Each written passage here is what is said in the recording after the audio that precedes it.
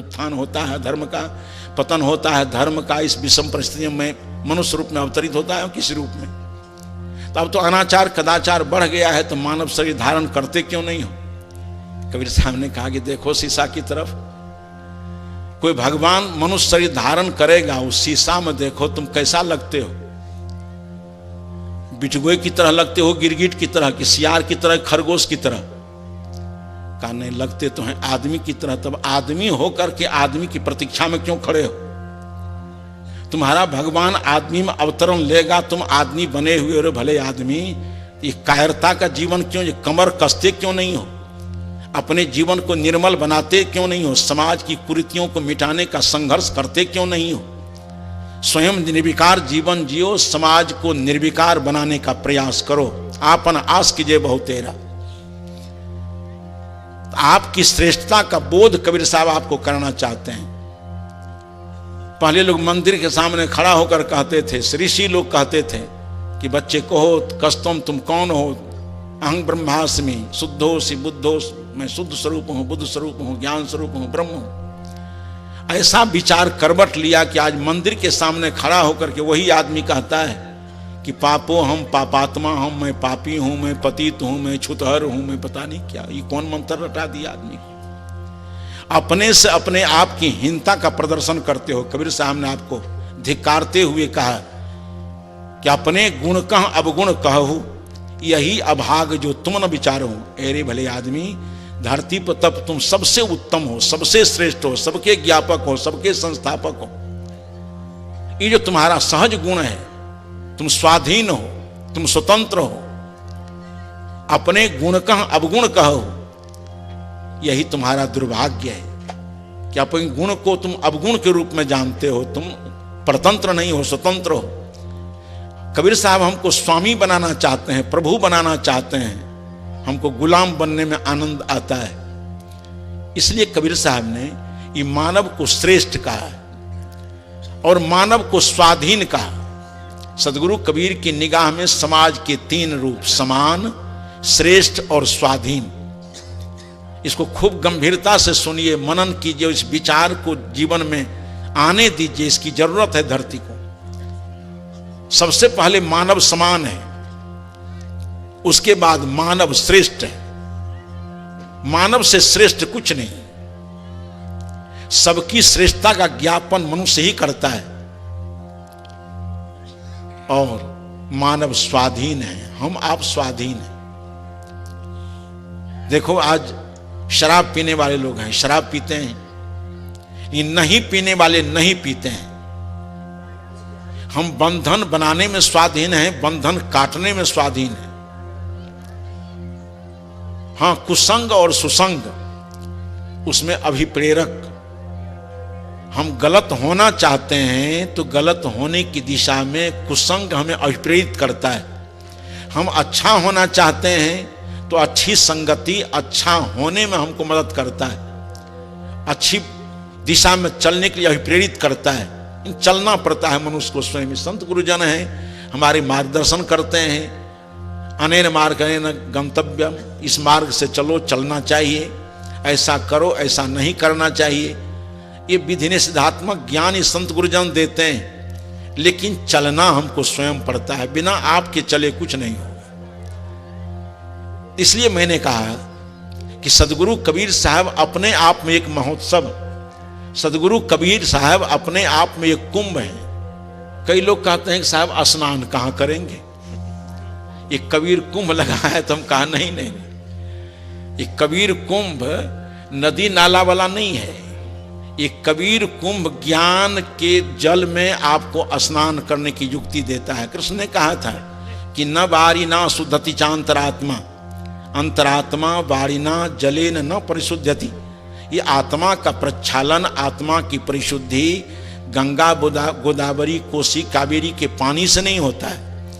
आत्मा का प्रक्षालन तो ज्ञान से होता है, ब्रह्मचर्य से होता है, सत्य से होता है, तप से होता है। ये सत्संग ही अपने आप में एक कुंभ है, एक महान त्योहार है। जैसे हमारे किसी संत ने कहा कि साधुनांग दर्शनंग पुण्यम, साधुओं के दर्शन से पुण्य होता है। कैसे हैं साधु लोग? तीर्थ भूता ही साधवा। ये साधु लोग तीर्थ स्वरूप हैं। उसी तरह से ज्ञान कुंभ है, ज्ञान एक महोत्सव है। अज्ञान के द्वारा, विचार के द्वारा, शुद्धाचार के द्वारा, तत्वबोध के द्वारा आदमी अपने आप का सुधार कर सकता है, अपने आप को समुन्नत बना सकता है। इसलिए सदगुरु कबीर साहब के विचार अपने आप में एक कुंभ है, एक आध्यात्मिक त्योहार है, एक महोत्सव है। इसलिए इस पुनीत अवसर पर दूर दूर से संत महापुरुष आए हैं, आने वाले हैं। मैं विशेष निवेदन करना नहीं चाहूंगा, इसलिए कि विचारों को सुनने के लिए ही इन तमाम महापुरुषों को आपने सादर आमंत्रित किया है। मैंने केवल कहा कि सदगुरु कबीर साहब अपने आप में एक महोत्सव। इस संपूर्ण कबीर साहब का जीवन हमारे आपके कल्याण के लिए, लगता है उनका जीवन अपने लिए कुछ नहीं। कहले कही कहाँ लो कही औरो कहों परे जो सही, जीवन भर समाज कल्याण की बात कहते रहे हो। और कबीरदेव कहते हैं औरो कहों परे जो सही, समाज कल्याण की भावना से अलग हट करके हमारी अंतिम सांस भी नहीं निकले। अंतिम सांस भी समाज कल्याण के भाव लेकर ही निकले। उनका जीवन एक महोत्सव है। संपूर्ण जीवन हमारे कल्याण के लिए है, सामाजिक संगठन के लिए है, आर्थिक संवर्धन के लिए है, चारित्रिक गठन के लिए है, भौतिक जीवन को सुख संपदा संपन्न बनाने के लिए है, और आध्यात्मिक जीवन को अविचल शांतिमय बनाने के लिए है। कबीर साहब ने सारे प्रावलंबन के काले बादल को हटाया। ये आत्मा को सर्वश्रेष्ठ कबीर साहब ने कहा। आत्मा सर्वोपरि सत्ता है। आत्मा सर्वोपरि सत्ता है। आत्मा नित्य शुद्ध मुक्त और स्वतंत्र है।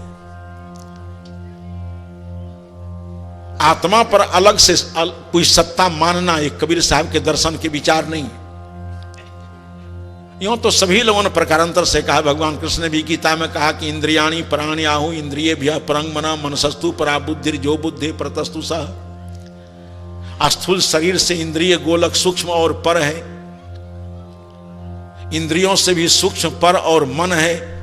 मनसस्तु परा बुद्धि, मन से भी सूक्ष्म और पर बुद्धि है। जो बुद्धि परतस्तु सह, बुद्धि से भी जो पर है वही आपका सर्वतंत्र स्वतंत्र आत्मा। लेकिन आदमी इसको भी समझने तैयार नहीं। अपने को दास कहना, अपने को गुलाम कहना, अपने को ना मालूम क्या क्या कहना।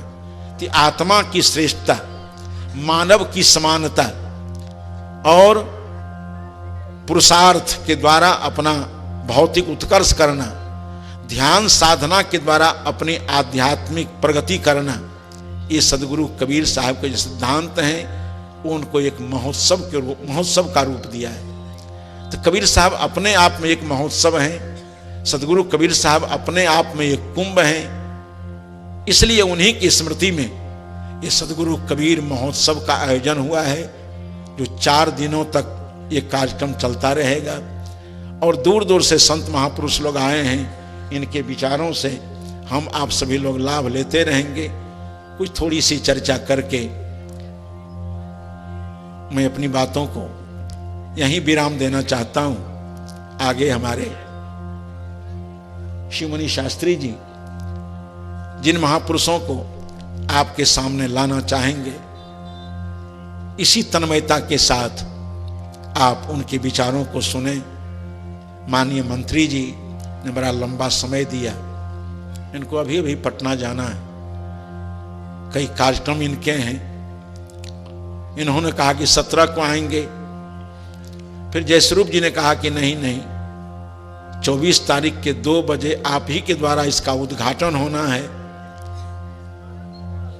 रास्ते से कार्यक्रम को रूपांतरित करके आपके मंच पर चले आए।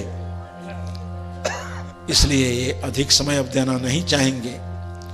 बिल्कुल शांति बनाकर आप 2 मिनट इनके बातों को सुन लेंगे, उसके बाद तमाम संत महापुरुषों के विचारों से आप लाभ लेंगे। बोलिए सद्गुरु कबीर साहिब